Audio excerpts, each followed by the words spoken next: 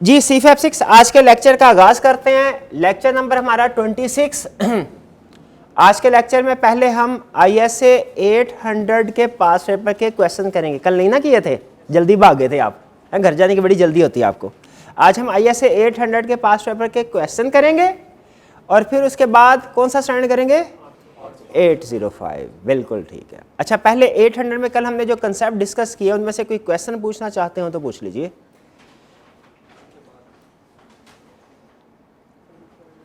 कोई क्वेश्चन? जी जी।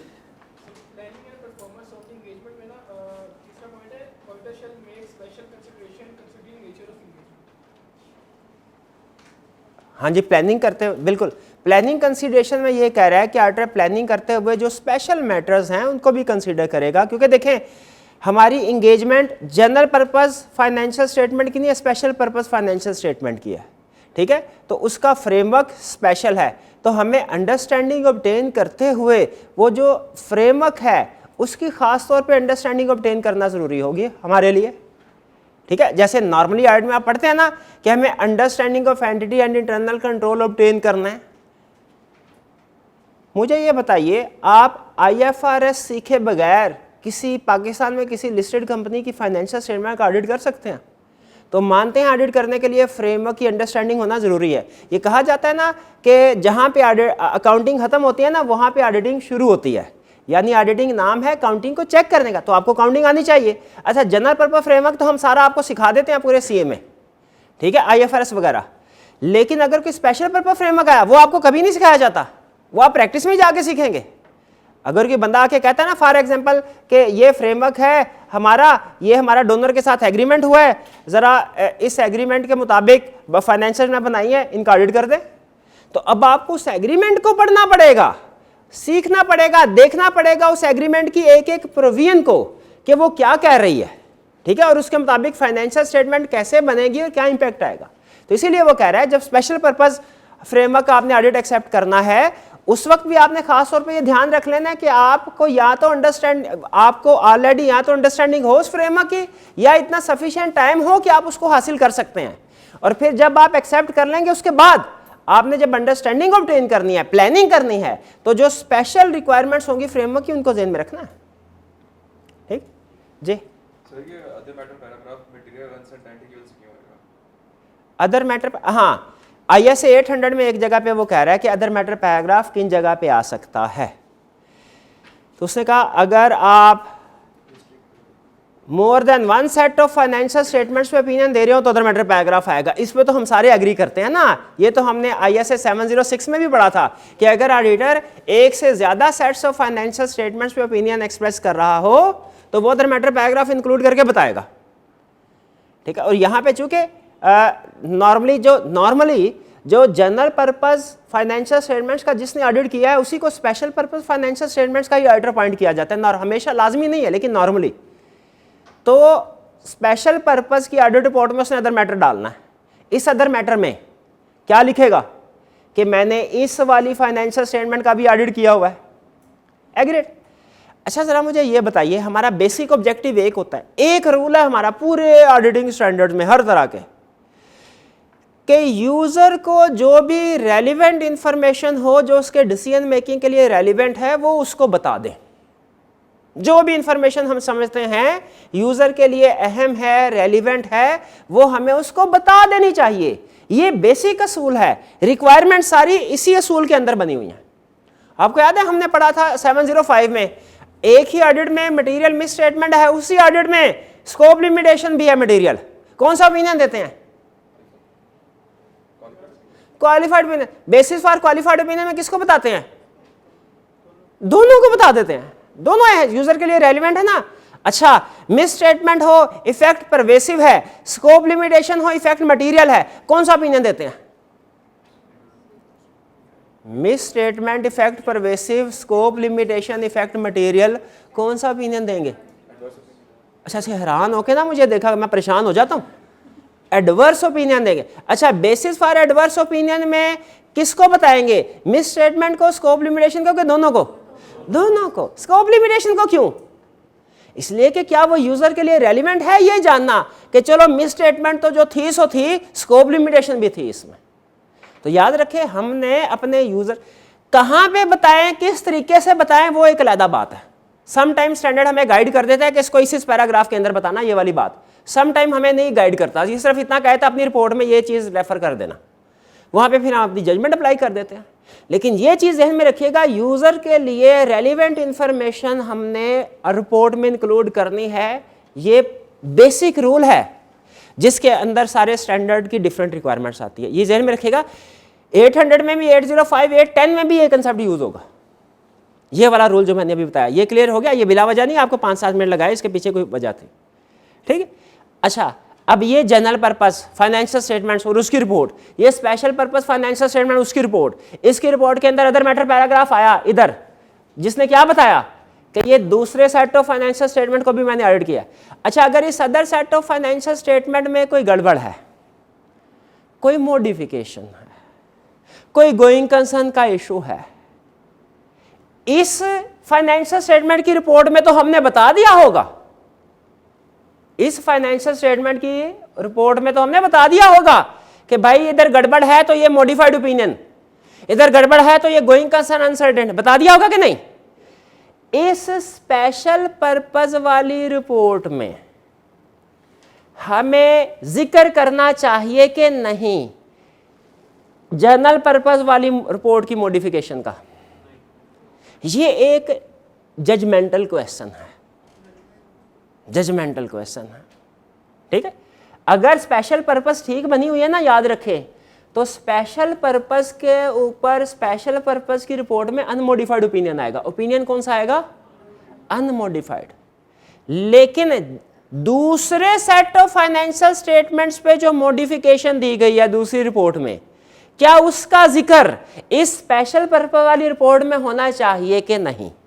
ये एक जजमेंटल क्वेश्चन है।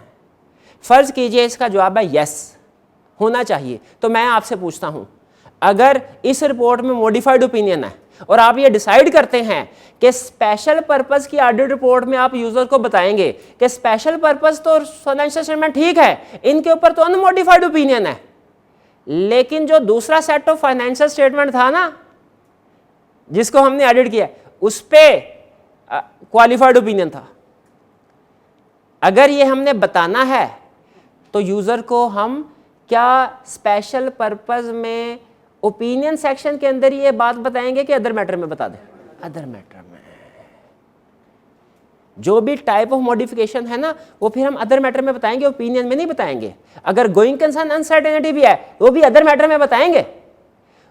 उसके लिए लादा से गोइंग कंसर्न अनसर्टेनिटी का पैरा नहीं आएगा। क्यों नहीं आएगा लादा से पैरा स्पेशल पर्पस में? क्योंकि वो going concern uncertainty general purpose के लिहाज से है, स्पेशल पर्पस के लिहाज से नहीं है। हाँ, अगर स्पेशल पर्पस के लिहाज से भी है तो फिर बेशक अलहदा से पैरा दे स्पेशल ऑडिट रिपोर्ट में, उसको अदर मैटर में ना डाले, क्योंकि वो स्पेशल पर्पस के लिहाज से। ये कंसेप्ट पिक कर रहे हैं जो आपको समझाया, यानी दूसरी ऑडिट रिपोर्ट की मॉडिफिकेशन, दूसरे ऑडिट की मॉडिफिकेशन का जिक्र हम इस रिपोर्ट में कर रहे हैं। ये कंसेप्ट अभी नहीं समझ आया? कोई बात नहीं, आगे चल के ये कंसेप्ट डिटेल में आएगा तो वहाँ पे फिर लिंक हो जाएगा हमारा, ठीक है। थोड़ा बहुत तो आपको समझ आ गया होगा कि यार अगर दो ऑडिट कर रहे हैं ना, दोनों की अलग रिपोर्ट बन रही है, तो एक में अगर कोई गड़बड़ है ना तो दूसरे में उसका जिक्र कर देना यूजर के लिए बेहतर है। बेसिक कंसेप्ट ये, एग्रीड? इसीलिए उसने गोइंग कंसर्न अनसर्टेनिटी को अदर मैटर में लिखा हुआ, ठीक है। वैसे मिलता जुलता कंसेप्ट आपने पहले भी पढ़ा हुआ, मिलता जुलता कह रहा हूँ। अदर मैटर पैराग्राफ किन सिचुएशन में आता है? सबसे बड़ी एग्जांपल क्या थी? किसी और ने किया तो हम क्या बताते थे अदर मैटर पैराग्राफ में? Last audited by another writer, और उधर टाइप ऑफ ओपिनियन क्या दिया? Date of opinion. एक और चीज बताते थे, एक और चीज बताते थे। आप इंतजार कर रहे हैं किसी चीज का? हाँ, मैं समझ गया, मैं समझ गया। एक और चीज बताते थे, क्या? नहीं, वो डेट बता दिया उन्होंने। हमारा ओपिनियन मॉडिफाइड नहीं होगा, इनकी जेब में जो 25 रुपए हैं वो भी निकाल लो। और वो तो एम्फेसिस ऑफ मैटर पैराग्राफ में बताते थे, अदर मैटर में थोड़े बताते थे।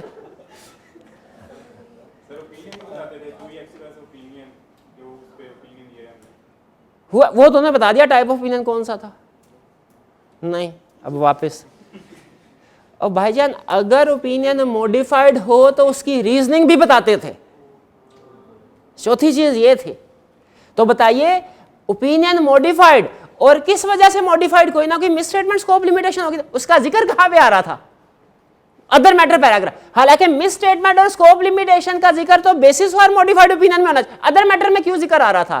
क्योंकि वह शाबाश, वो उस ऑडिट की नहीं थी, वो किसी और ऑडिट की थी, वो किसी और, इसीलिए उसका जिक्र आ रहा था, मॉडिफिकेशन का जिक्र, लेकिन अदर मैटर में आ रहा था। पिक किया ये कंसेप्ट? क्लियर हो गया अब ये सवाल? और कोई क्वेश्चन? कोई क्वेश्चन? जी जी मेरे भाई। देखें ये आपकी जजमेंट होती है प्रैक्टिस, लेकिन एग्जाम में बैठ के ना हमने उसका लाजमी उसको इंक्लूड करना होता है। जैसे अगर याद रखिएगा, अगर किसी स्टैंडर्ड में ना, स्टैंडर्ड पढ़ते हुए किसी जगह पे लिखा हुआ है ना, ऑडिटर में include MCQ of matter paragraph in this situation, ऐसा लिखा होता है। एग्जाम में उसके ऊपर क्वेश्चन आया ना, तो आपने ये नहीं सोचना ये सिचुएशन तो वही है जो स्टैंडर्ड में जिक्र किया था जिसका उसने, लेकिन स्टैंडर्ड में उसने लिखा था ऑडिटर में इंक्लूड एमसीक्यू मैटर पैराग्राफ, तो मेरी मर्जी है मैं चाहूँ लिखूँ चाहे ना लिखूँ। अगर आपने उसमें एमसीक्यू मैटर पैराग्राफ नहीं ना लिखा, एग्जामिनर ये नहीं समझेगा आपने जजमेंट अप्लाई किया, क्योंकि स्टैंडर्ड में लिखा हुआ था। एग्जामिनर समझेगा आपने स्टैंडर्ड पढ़ा ही नहीं, आपको पता ही नहीं सिचुएशन में एमसीक्यू मैटर आ सकता है।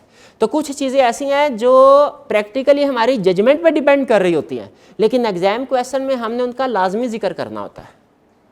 ठीक है, तो जो एग्जांपल्स आपको बताई जाती है ना, एमसीक्यू मैटर की, अदर मैटर की ऑडिट मैटर की, मॉडिफिकेशन वगैरह वगैरह, एग्जाम में आपने लाजमी अपने सोल्यूशन में उनका जिक्र करना है। मैं नहीं लिख दे, शल लिख दे, एग्जाम में से फर्क, एग्जाम में उसने सिर्फ एक चीज देखनी है, आपने इंप्लीकेशन रिपोर्ट में एमसीक्यू मैटर लिखा कि नहीं लिखा। मैं या शल का नंबर नहीं देगा, ना काटेगा। एमसीक्यू मैटर लिखा कि नहीं लिखा इसका नंबर देगा, इसके नंबर काटेगा। जी नोट देने की जरूरत ही नहीं है। मैं लिख सकते हैं, मैं लिख दे कोई फर्क नहीं पड़ता, शल लिख दे कोई फर्क नहीं पड़ता, नोट ना लिखे, क्योंकि नोट के नंबर कोई नहीं, आपका बिला हो जाए एग्जाम में लाइन ज्यादा लिखी जाएगी। Note based on auditor judgement auditor may not include this paragraph, ये लिखेंगे ना नोट में। नहीं उसको पता है, उसको पता है स्टैंडर्ड ने इजाजत दी हुई है, तो यहाँ पे जजमेंट अप्लाई हो, एमसीक्यू मैटर आएगा। क्लियर?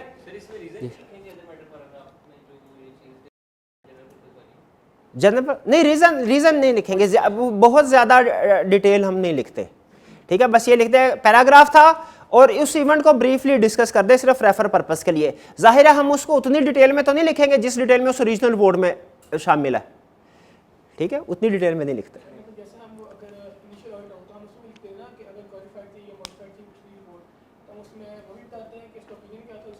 हाँ बिल्कुल, ये यही क्वेश्चन मैंने पूछा कि अगर इनिशियल ऑडिट हो तो हम ये चीज बताते हैं अदर मैटर में।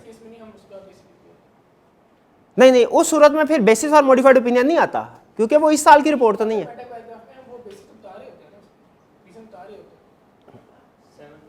हाँ जी बिल्कुल, ये रीजन बता रहे होते हैं, लेकिन उसको इतना डिटेल में एक्सप्लेन नहीं कर रहे होते, उसकी उतनी क्वांटिफिकेशन नहीं कर रहे होते जितनी बेसिस फॉर मॉडिफाइड ओपिनियन में कर रहे होते हैं।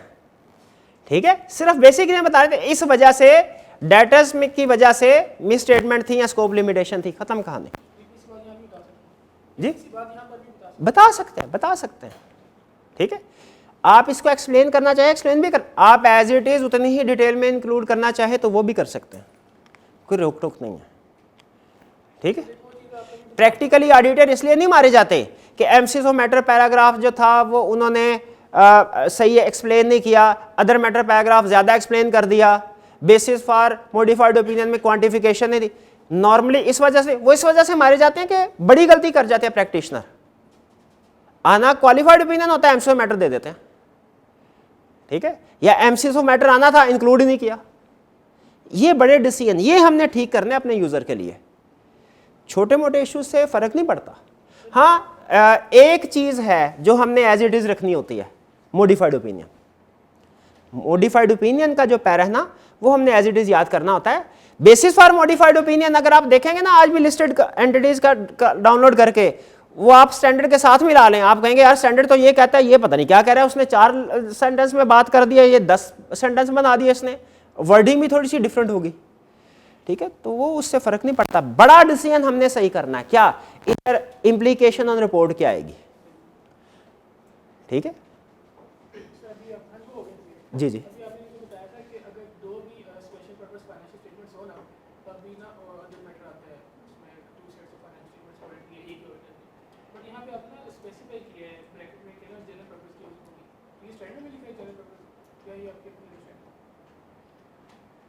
इसको मैं पहले आपके क्वेश्चन को ना मैं पूरा स्टैंडर्ड आहिस्ता आहिस्ता पूछते हैं ना तो क्विकली रिवाइज कर देता हूँ, ठीक है, उसमें फिर कोशिश करूँगा इसको भी इंक्लूड कर दूँ। क्वेश्चंस की तरफ चलने से पहले ISA 800 के 3-4 क्वेश्चन आपसे पूछ रहा हूँ जल्दी से। ISA 800 किस चीज़ को डील करता है? Special purpose financial statement, audit of special purpose financial statements को। स्पेशल पर्पस से क्या मुराद है? स्पेशल पर्पस फ्रेमवर्क की 4 एग्जांपल है, कौन कौन सी? Cash basis, tax basis, regulatory basis और कॉन्ट्रैक्चुअल बेसिस। अच्छा, ISA 800 3 हिस्सों में डिवाइडेड है, 3 हिस्सों में डिवाइडेड है, acceptance, planning and performance, reporting. Acceptance stage पे हमने क्या चीज देखनी होती है? प्री कंडीशन वगैरह प्रेजेंट है कि नहीं, जिसमें सबसे अहम चीज applicable financial reporting framework acceptable है कि नहीं। इसमें 2 चीजें हमने देखी, अगर applicable financial reporting framework prescribed by law या रेगुलेशन हो तो इसका मतलब है वो एक्सेप्टेबल है, और अगर वो प्रेस्क्राइब्ड बाय लॉ रेगुलेशन नहीं है, ठीक है, तो फिर हमने देखना होता है कि मैनेजमेंट ने उसको कैसे सेलेक्ट किया है, चूज किया है, और मैनेजमेंट ने जो सेलेक्ट किया फ्रेमवर्क वो कुछ करेक्टरिस्टिक्स को शो कर रहा है कि नहीं कर रहा। वो करेक्टरिस्टिक्स ISA 210 ने हमें बताई हुई हैं, वही रिपीट होगी यहाँ पे। वो थी neutrality, reliability, completeness, understandability, relevance. Framework acceptable है और हमें पता चल गया मैनेजमेंट ने भी अपनी रिस्पॉन्सिबिलिटी को एक्सेप्ट कर लिया, और हमने देख लिया कि जी हाँ हम ऑडिट एविडेंस ऑब्टेन कर सकते हैं, कॉम्पिटेंट हैं वगैरह वगैरह, ठीक है। ये हमारा कॉम्पिटेंट होना, हम कॉम्पिटेंट हैं कि नहीं, हम इंडिपेंडेंट हैं कि नहीं, हमारे पास सफिशिएंट रिसोर्सेज हैं कि नहीं, बताइए क्या प्रैक्टिकली हम एंगेजमेंट एक्सेप्ट करने से पहले इसे देखते हैं कि नहीं देखते। तो यहाँ पे उसने क्यों नहीं लिखा एक्सेप्टेंस स्टेज पे भला? हाँ, क्योंकि वो उधर 210 में हमने पढ़ चुके थे, और वो वैसे भी कोड ऑफ एथिक्स में लिखी हुई हैं, और जिस चीज़ का जिक्र 800 नहीं कर रहा वो हमारी नॉर्मल स्टैंडर्ड वाली अप्लाई होगी। प्लानिंग एंड परफॉर्मेंस में बताइए, क्या ISA 800 में ऑडिट करते हुए ऑडिटर ने प्लान करना है? बिल्कुल प्लान करना है। अच्छा बताइए, क्या मटीरियलिटी लेवल डिटरमिन करना है? क्या वही मटीरियलिटी यूज करना है जो जनरल पर्पस का था? यहाँ पे वो तो वाइड रेंज ऑफ यूजर को सामने रख के डिटरमिन किया था, यहाँ पे जो स्पेसिफिक यूजर की नीड है इंफॉर्मेशन उसको सामने रख के डिसाइड करेंगे मटीरियलिटी लेवल, ठीक है। अगर मैनेजमेंट ने एग्री कर लिया हुआ किसी डोनर के साथ कि सर 500 से नीचे की मिस स्टेटमेंट हम करेक्ट नहीं करेंगे, उसकी माफी दीजिएगा, ऊपर वाली सारी चीजें ठीक होंगी, तो इसका मतलब हमारा मटीरियलिटी लेवल कितना हुआ? कुछ भी हो सकता है, 500 नहीं होगा, ठीक है। हमने इसी लेवल को नहीं करना। ये तो एक तरह से मैंने आपको बताया था, एक तरह से ये हमारा क्लियरली ट्रिवियल लेवल बन गया। इसके बावजूद ऑडिटर ने मटीरियलिटी लेवल डिटरमिन करना, ठीक है। प्लानिंग परफॉर्मेंस और क्या? अंडरस्टैंडिंग ऑब्टेन करनी है। ISA 315 कहता है अंडरस्टैंडिंग ऑब्टेन। तो यहाँ पे अंडरस्टैंडिंग किस चीज की ऑब्टेन करनी है? स्पेशल प्रैक्टिकली जब इंगेजमेंट एक्सेप्ट करेंगे तो आपके लिए सबसे अहम काम ये होगा अंडरस्टैंडिंग ऑब्टेन करना। अगर टैक्स बेसिस फ्रेमवर्क आ गया ना, पूरा टैक्स छानना पड़ेगा आपको, फिर आप इंगेजमेंट एक्सेप्ट कर सकते हैं, वरना नहीं। और 2 चाबी गवर्नेंस के साथ जब कॉन्टैक्ट करना है तो सारे के सारे 2 चाबी गवर्नेंस के साथ करना है, नहीं सैंपल बेस पे। सम ऑफ कौन से वाले? जो रिस्पॉन्सिबल होंगे स्पेशल पर्पस के लिए, क्योंकि जनरल पर्पस के लिए सारे होते हैं और स्पेशल पर्पस के लिए कुछ एक होते हैं, ठीक है। तो जो रिस्पॉन्सिबल होंगे हम उन्हीं को कम्युनिकेट करें। रिपोर्टिंग में बताइए, रिपोर्टिंग में क्या था? रिपोर्ट में क्या इंप्लीकेशन आएगी? सारे पैराग्राफ है। अच्छा मुझे बताइए, टाइटल आएगा, एड्रेस से, ओपिनियन, बेसिस ऑफ ओपिनियन, की ऑडिट मैटर नहीं आता, रिक्वायर्ड बाय ISA नहीं है, लेकिन अगर रिक्वायर्ड बाय लॉ है या ऑडिटर जरूरी समझे फिर दे सकता है की audit matter. Material uncertainty relating to going concern आएगा? डिपेंड करता है किस पे? फ्रेमवर्क पे।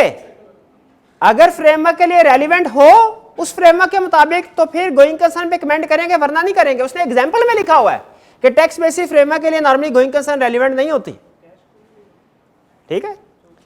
वो फ्रेमवर्क पे डिपेंड करेगा, फ्रेमवर्क पे डिपेंड करेगा। उसने जो एग्जांपल दी हुआ है, हम to be on safe side उसी एग्जांपल को भी एग्जाम में ही प्रोड्यूस करेंगे। और क्या था रिपोर्टिंग में? एमसीज ऑफ मैटर आएगा? हमेशा आएगा एमसीज ऑफ मैटर। किस चीज की वजह से आएगा? स्पेशल बेसिस ऑफ काउंटिंग की वजह से, स्पेशल पर्पस फ्रेमवर्क की वजह से, 706 के एग्जांपल्स में पढ़ा था, हमेशा आएगा। अच्छा क्या है उसमें, ये जब हम ये बताएंगे कि financial statement special purpose framework के मुताबिक बनी, एंड पे ये लाइन लिख सकते हैं कि may not B usable for other purposes, may not be useful for other, ये लिख सकते हैं। तो ये अदर मैटर में नहीं आनी चाहिए। क्या इसका ये नहीं, क्या इसका ये रिस्ट्रिक्शन ऑन डिस्ट्रीब्यूशन होती है? ये रिस्ट्रिक्शन डिस्ट्रीब्यूशन नहीं होती। रिस्ट्रिक्शन डिस्ट्रीब्यूशन क्या होती है कि जिसमें हम रिस्ट्रिक्ट करते हैं कि may not be distributed to any other user, उसके लिए अदर मैटर पैराग्राफ आएगा। स्पेशल पर्पस फ्रेमवर्क की रिपोर्ट पे एमसीक्यू मैटर लाजमी आएगा। अदर मैटर पैराग्राफ कभी आएगा, कभी नहीं आएगा। कब आएगा? जब हमने रिपोर्ट को रिस्ट्रिक्ट करना हो तब आएगा। अगर रिपोर्ट को रिस्ट्रिक्ट नहीं करना तो तब नहीं आएगा। ये 706 की एग्जांपल में लिखा हुआ है अदर मैटर। लेकिन यहां पे स्टैंडर्ड आपको पता है हमें अलाउ करता है कि चाहे अदर मैटर पैराग्राफ दे दो, चाहे इसको एमसीस के साथ ही फिट कर दो। ठीक है। एक और चीज भाई, बात समझ आ रही है ना? एमसीस ऑफ मैटर में एक तो हमने स्पेशल पर्पस का जिक्र किया, वो तो लाजमी करना है, मरते मर जाए ये लाजमी करना है। और दूसरा restriction on distribution of report, इसका जिक्र असूली तौर पे अदर मैटर में होना चाहिए, 706 के मुताबिक अंदर अदर मैटर में होना चाहिए। लेकिन 800 हमें इसकी इजाजत देता है कि इसको आप एमसीस के साथ ही फिट कर सकते हो, तो उधर ही फिट कर देंगे। फिर उस सूरत में अदर मैटर पैराग्राफ आएगा, लेकिन वो किस वजह से आएगा? Two sets of financial statement. लेकिन याद रखें, अगर हमने दोनों sets of financial statement add किया वो तब लाजमी नहीं, 800 और 805 में लाजमी नहीं कि जिस ऑडिटर ने जनरल पर्पस का ऑडिट किया हो ना वही स्पेशल ऑडिट कर रहा हो, लाजमी नहीं। नॉर्मली ऐसे होगा लेकिन लाजमी नहीं। 810 कहता है लाजमी है कि दोनों ऑडिट एक ही बंदा करे, लेकिन 805 और 800 क्या कहते हैं कि जनरल ऑडिट कोई और कर सकता है और स्पेशल ऑडिट कोई और कर सकता। लेकिन बेहतर क्या होता है? दो एक ही बंदा करे, क्योंकि इस बंदे को फिर आसानी हो जाएगी, इधर जो उसने काम शाम किया होगा ना उसको इधर यूज कर सकता है। कंसेप्ट समझ आ रहा है? ओवरव्यू मिल गया, क्विक रिवीजन हमने कर ली। अच्छा अब आ जाइए जरा क्वेश्चन की तरफ। विंटर 2009 का क्वेश्चन है ये हमारा।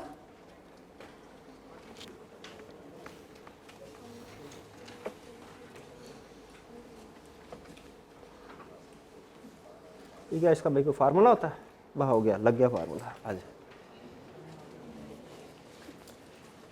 हाँ, सबसे पहले क्या requirement, discuss the additional matter that Basit and company में include in its audit report on the financial statements prepared for consolidation purposes. Financial statement prepared for consolidation purpose. मुझे यहां पे हल्का सा आइडिया हुआ कि ये लगता है स्पेशल पर्पस की तरफ लेके जाएगा, क्योंकि बता रहा है कि फाइनेंशियल स्टेटमेंट खास तौर पे स्पेशल पर्पस के लिए बन रही है। क्लियर? रिक्वायरमेंट क्लियर हुई? हाँ, हमें नहीं पता कि ऊपर कहानी क्या बता रहा है, लेकिन रिक्वायरमेंट बताइए। सिर्फ इंपैक्ट ऑन रिपोर्ट पूछ रहा है कि दूसरी चीजें भी पूछ रहा है? एडिशनल मैटर किसके? Additional matter that Basit and company में include in audit report, that implication report. पहले ये कंफर्म कर ले, ये ना हो एग्जाम में दूसरी तरफ टाइम वेस्ट करते जाए। रिक्वायरमेंट में सिर्फ इंपैक्ट ऑन रिपोर्ट पूछ रहा है कि दूसरी चीजें प्लानिंग और एक्सेप्टेंस वगैरह से रिलेटेड भी पूछ रहा है? पक्की बात है ना? इम्प्लीकेशन ऑन रिपोर्ट पूछ रहा है सिर्फ। पढ़ते हैं। Basit and company chartered accountants has been appointed as auditor of twice Pakistan limited, a subsidiary of listed company incorporated in China for the year ended 30th December 2019। अच्छा मुझे याद है has been appointed, इसका मतलब है पिछले साल के ऑडिटर नहीं थे, तो इसका मतलब है इनिशियल ऑडिट है। तो अदर मैटर पैराग्राफ आना चाहिए? नहीं आना चाहिए। क्यों नहीं आना चाहिए? वो जनरल पर, हाँ शाबाश, ये स्पेशल पर्पस है। स्पेशल पर्पस में इस तरह की रिक्वायरमेंट नहीं है। वो तो जनरल पर्पस फाइनेंशियल में ऑडिट में कहता है इनिशियल ऑडिट हो तो कर, क्योंकि स्पेशल ऑडिट मर्जी होती है ना, लाजमी तो नहीं है। कभी करवाया कभी ना करवाया, कभी इससे करवाया कभी उससे करवाया। स्पेशल ऑडिट या एडिशनल ऑडिट तो नाम ही इस चीज का होता है ना, मर्जी के मुताबिक है। तो ये हमने अच्छा अब मुझे पता पढ़ते हुए कि आगे चल के स्पेशल ऑडिट निकलता है कि जनरल ऑडिट निकलता है, तो अभी मैंने अपने जहन में एक कंसेप्ट बिठा लिया कि अगर जनरल ऑडिट निकला ना तो मैं अदर मैटर पैराग्राफ डालूंगा चेंज ऑफ ऑडिटर की वजह से, स्पेशल निकला तो फिर नहीं। Basit and company is required to audit following 2 sets of financial statements. 2 sets of financial statements को अंडरलाइन कर लें, कंफर्म हो गया। अदर मैटर तो आएगा, अदर मैटर तो आएगा, ये कंफर्म हो गया। अच्छा भाई का क्वेश्चन था, सर क्या इस चीज से कोई फर्क पड़ेगा कि एक set of financial statement general purpose के पे है, दूसरा स्पेशल के लिए, या दोनों जनरल के लिए या दोनों स्पेशल के लिए? स्टैंडर्ड इस बारे में गाइडेंस नहीं देता। नॉर्मली एक जनरल पर्पस होता है और एक स्पेशल पर्पस होता है, और हम स्पेशल पर्पस वाले में अदर मैटर डालते हैं 2 सेट्स ऑफ फाइनेंशियल स्टेटमेंट की वजह से, ठीक है।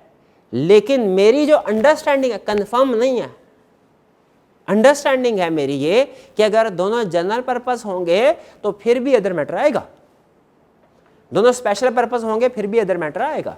लेकिन ये मेरी अंडरस्टैंडिंग है, क्योंकि स्टैंडर्ड ने जहां पे अदर मैटर में एग्जांपल दिया ना, वहां पे स्पेसिफाई नहीं किया, उसने सिर्फ इतना कहा है if auditor reports on more than 1 set of financial statements, ठीक है। हाँ ठीक है, उसमें क्या लिखा हुआ है नोट्स में कि दोनों जनरल होंगे? नहीं, में लिखा होगा कि नॉर्मली एक जो नॉर्मल सिचुएशन होती है, मैंने वो लिखी होगी कि एक जनरल होता है एक स्पेशल, और हम स्पेशल वाले में डालते हैं। आगे चलते हैं। Financial statement prepared to meet the statutory requirement of Pakistan, the audit board is expected to be issued on 10 December 2019। Simple, general purpose financial statement की बात कर रहा है।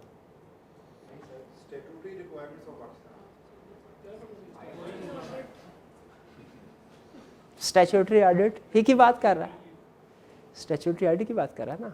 नहीं कोई मसला नहीं, पहले दफा मुझे भी ये लगा था कि स्टैट्यूटरी से मतलब स्टैट्यूटरी बॉडी होगी, लेकिन statutory body statutory requirements of Pakistan. दूसरा फाइनेंशियल स्टेट, अच्छा दूसरे का ना जो आपको नोट्स दिए हैं उसमें शायद इसकी 2 लाइनें ना नीचे चली गई थी, एक एंटर एक्स्ट्रा दबाया गया था, ये इकट्ठा पैराग्राफ है। Financial statement prepare to meet the requirements of consolidation in China. These financial statements would only be used by, इसको भी अंडरलाइन कर लें, group management in China. The framework that has been used for the preparation of these financial statement is a special purpose framework. Special को भी underline कर शाबाश। Special purpose को भी अंडरलाइन करो, only be used को भी अंडरलाइन करो, और ऊपर 2 सेट ऑफ फाइनेंशियल स्टेटमेंट को भी अंडरलाइन करो। आपसे पूछूंगा क्यों अंडरलाइन करवाया मैंने। Special purpose frame, the audit board is expected to be issued on 20 December 2019, ठीक है। Required discuss the additional matter that include in audit report. अच्छा अगर ऑडिट रिपोर्ट ना कहता, वैसे कहता discuss the matter to be considered, तो मैं एक्सेप्टेंस से शुरू करता और मैं कहता भाई सबसे पहले तो ये देखो फ्रेमवर्क एक्सेप्टेबल है कि नहीं, ठीक है। लेकिन वो बात की बात है, वो यहां पे नहीं है। अब चूंकि उसने मुझे सिर्फ रिपोर्ट के ऊपर रिस्ट्रिक्ट कर दिया, मैं सिर्फ रिपोर्ट के बारे में बताऊंगा। बताइए क्या इंपैक्ट ऑन रिपोर्ट आएगा? एमसीक्यू मैटर पैराग्राफ आएगा। सिर्फ इतना लिख दें कि आगे ये भी बताना चाहिए एग्जाम के क्वेश्चन में कि एमसीक्यू मैटर पैराग्राफ किस वजह से आएगा। किसी भी क्वेश्चन में बताइए, सिर्फ ये लिख देना कि एमसीक्यू मैटर आएगा, कि ये भी बताना किस वजह से आएगा। तो बताइए एमसीक्यू मैटर किस वजह से आएगा? स्पेशल पर्पस फ्रेमवर्क की वजह, जिसमें हम लिखेंगे कि फाइनेंशियल में स्पेशल पर्पस बेसिस के मुताबिक बनी है, ठीक है, और मे not B usable for other purpose, और रिपोर्ट को रिस्ट्रिक्ट भी करेंगे। किस में? एमसीक्यू मैटर में कि अदर मैटर में? एमसीक्यू मैटर में कर दे, क्योंकि 800 में पता चल गया ना 800 का क्वेश्चन स्पेशल पर्पस, और हमें पता है 800 रिस्ट्रिक्शन को एमसीक्यू में डालता है, वो भी कर दिया, शाबाश, कंप्लीट क्वेश्चन। एक अदर मैटर पैराग्राफ क्यों आएगा? डिस्ट्रीब्यूशन रिस्ट्रिक्शन को तो हमने एमसीएस में डाल दिया है, तो अदर मैटर किस वजह से आएगा? हाँ, 2 सेट्स ऑफ फाइनेंशियल स्टेटमेंट की वजह से। ये 3 पॉइंट्स हैं। नॉर्मली एग्जाम में 1 पॉइंट के 2 नंबर उसने दिए होते हैं। आइडेंटिफाई करने का शायद आधा या 1 नंबर होता है, और एक्सप्लेन करने का 1 नंबर होता है। तो 6 नंबर हमने 3 उसको मैटर्स बता दिए जो कि रिपोर्ट को इफेक्ट करेंगे। क्लियर? जी जी,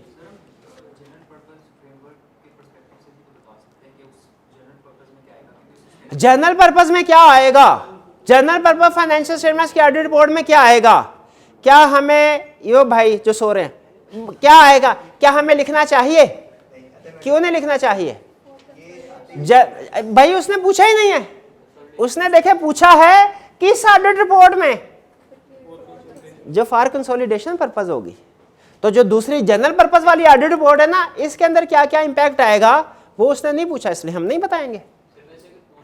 वैसे पूछता तो क्या क्या आता, अदर मैटर, इस वजह से, और अब स्टैंडर्ड साइलेंट है इसके ऊपर, मेरी अपनी जजमेंट है, 2 सेट्स हैं, इस वजह से मेरा ख्याल है कि जनरल पर्पस में ये इंक्लूड नहीं किया जाता 2 सेट वाला अदर मैटर। लेकिन आप इंक्लूड कर सकते हैं अपना कंसर्ट पक्का करने के लिए कि 2 के दोनों ही डिफरेंट सेट्स ऑफ फाइनेंशियल में कर रहा है, तो आप इसमें भी, इसकी रिपोर्ट में भी अदर मैटर इंक्लूड कर सकते हैं, इसकी रिपोर्ट में भी।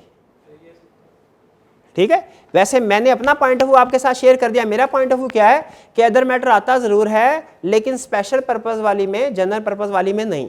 अभी तक मुझे कोई गाइडलाइंस वगैरह रेगुलेशन ऐसी नहीं मिली जो इस इशू के बारे में एक्सप्लेनेशन देती हो। अगर मिली तो जरूर आपके साथ शेयर करूंगा। ठीक है, आपको भी अगर स्टैंडर्ड पढ़ते हुए इंसान हो ना, हो सकता है कोई पैराग्राफ में लिखा हो, मेरे से ना पढ़ा गया, अगर पता चले मुझे जरूर बताइएगा। क्लियर? अभी तक असल में उसने पास पेपर में भी कोई ऐसा क्वेश्चन नहीं पूछा ना, वरना क्लियर हो जाता, उससे भी क्लियर हो जाता। बस आगे चलते हैं जी। हाँ, प्लानिंग के अंदर एक पॉइंट है, comply with all ISAs relevant to audit. इसका मतलब क्या है? नहीं, स्पेशल पर्पस में नहीं, क्योंकि स्पेशल पर्पस जो ऑडिट, देखें जो 800, 805, 810 है ना, इनके बारे में ज़हन में रखें, ये रूटीन ऑडिट नहीं है, ये हर साल हो लाजमी नहीं है। ठीक है, ये रिक्वायर्ड बाय लॉ भी नहीं होते, ये अपनी अपनी नीड्स के मुताबिक है। ठीक है, कभी होते हैं कभी नहीं होते, इसीलिए इनके लिए वो रिक्वायरमेंट नहीं है। हाँ, जो रेलिवेंट होंगी वो सारी रिक्वायरमेंट अप्लाई होंगी, बाकी के स्टैंडर्ड्स भी। ठीक है, 800 की ऑडिट में जो बाकी के स्टैंडर्ड्स की रिक्वायरमेंट्स है वो भी अप्लाई, जो रेलिवेंट है।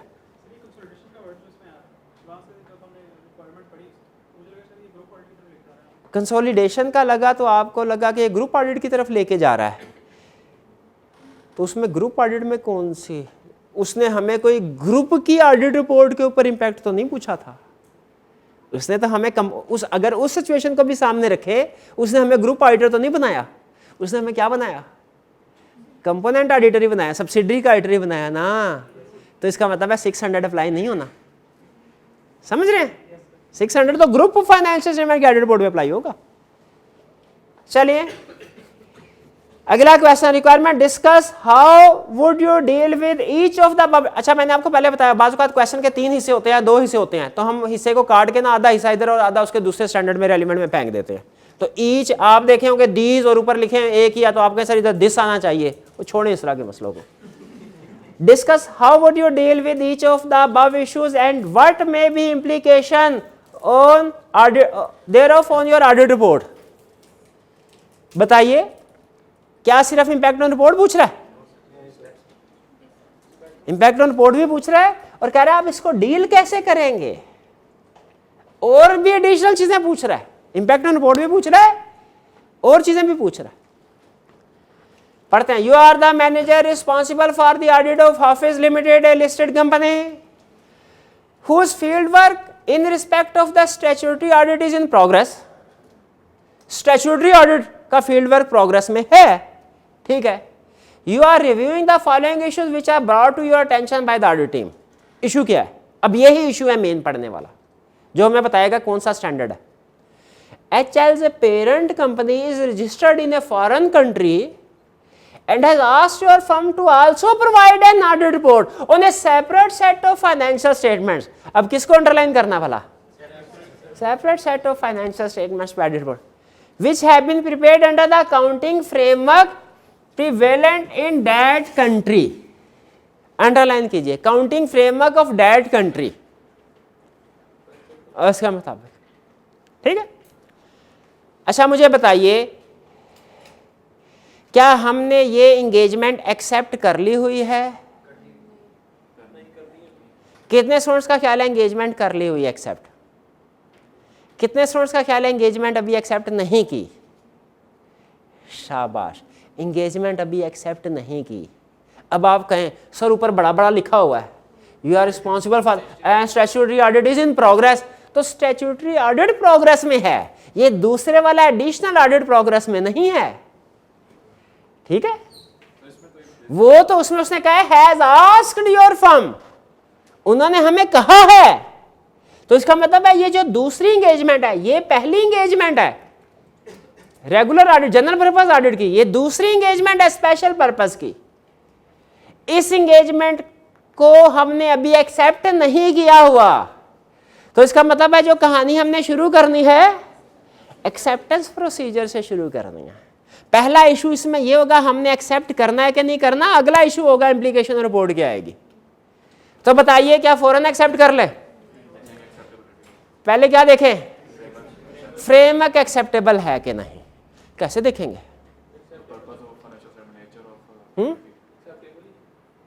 एक्सेप्टेबल ही है, शाबाश। कैसे पता चला? नहीं मैं बताता हूँ, मैं ये भी मुझे अंदाजा है कि किस लफ्ज़ से आपको पता चला होगा एक्सेप्ट, कैसे पता चला?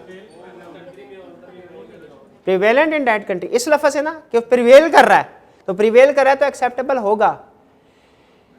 प्रिवेल कर रहा है इसका मतलब है उस कंट्री में एप्लीकेबल है, एक्सेप्टेबल है कि नहीं ये कंफर्म नहीं हो रहा।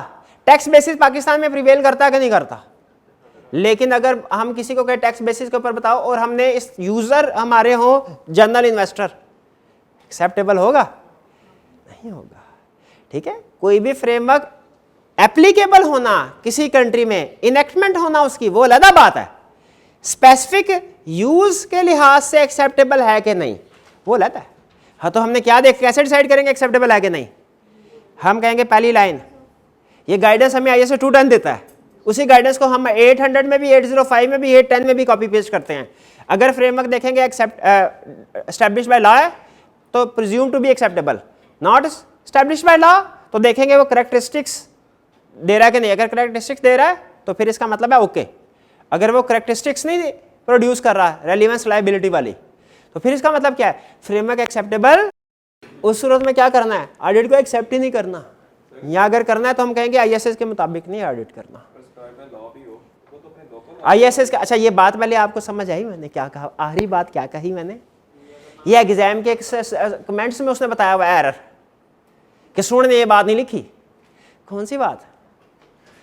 अगर फ्रेमवर्क एक्सेप्टेबल नहीं है तो हमने क्लाइंट को क्या कहना है कि इस फ्रेमवर्क को चेंज करें। अगर फ्रेमवर्क को चेंज नहीं करते तो हमने इस ऑडिट एंगेजमेंट को एक्सेप्ट नहीं करना, और अगर करना है तो ISS के मुताबिक नहीं, किसी और स्टैंडर्ड के मुताबिक कर सकते हैं।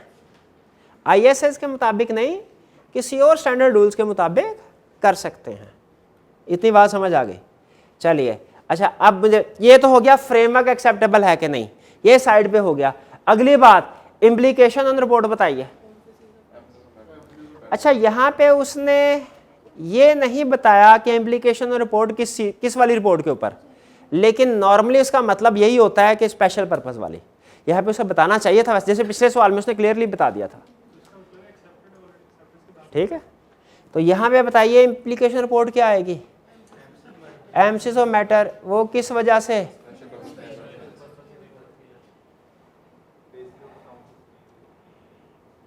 स्पेशल पर्पस फ्रेमवर्क की वजह से। कैसे पता चला ये स्पेशल पर्पस फ्रेमवर्क है?